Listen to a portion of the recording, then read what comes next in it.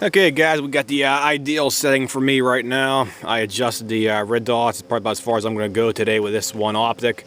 3 shots right here. It's about a 3/4 of an inch higher than the actual X mark on here. This is using the American Federal stuff right here. 55 grain full male jacket boat tail. Burns clean, burns good, burns true. And there's the group size right there with the optics now adjusted on here. I did torque down the 2 Picatinny reel adjustment clamps. It's nice and tight, and that's a group size I basically got right here. Here's my finger for reference up here. The actual barrel's starting to get a bit warm, so it's probably gonna be spreading out. That's why it's spreading out like it is right now. So there's my finger right here for reference. Group size right there specifically for that. So I was using the red dots, or red dot I should say. I keep on calling red dots, sorry about that. Red dots on the FN USA 20-inch upper with the CAC handguard railing system on here.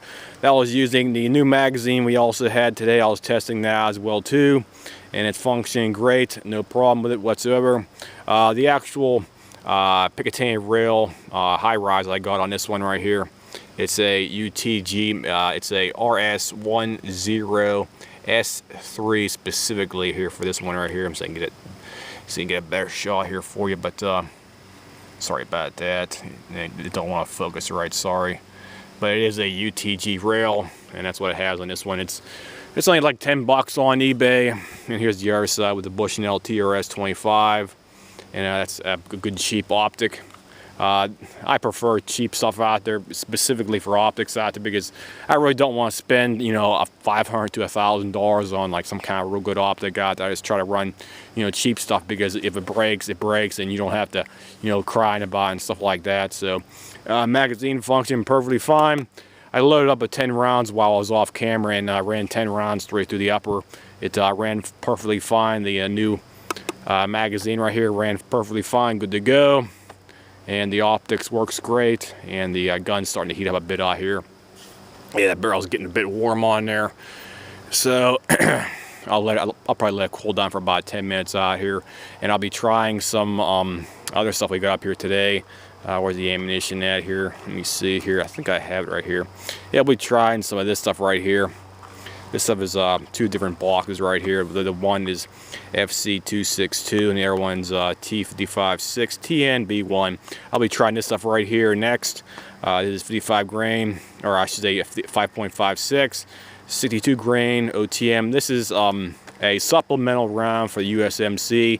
It supplements the typical green tip ammunition they've been using out there specifically for that. So this ammunition is a primary Army ammunition, stuff like that. It's M855 stuff right there. And this stuff is a supplemental cartridge for the stuff right here for that. So we'll be trying some of this. What I'm going to be doing is I'm going to be putting a small piece of wood up here. I'm going to be sticking one of these pieces of wood up at the range here. I'm going to be seeing if it can actually go through that and see how potent this stuff is right here. Because I talked to guys online, they said it can basically go through a trigger limit at least 6 to 12 inches thick.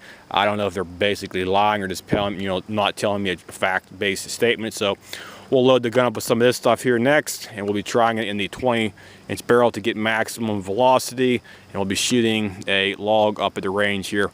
I'll probably be picking that log up there, or I got a log behind that tree over there as well too, so we'll be trying this stuff out here next, guys, so stay tuned.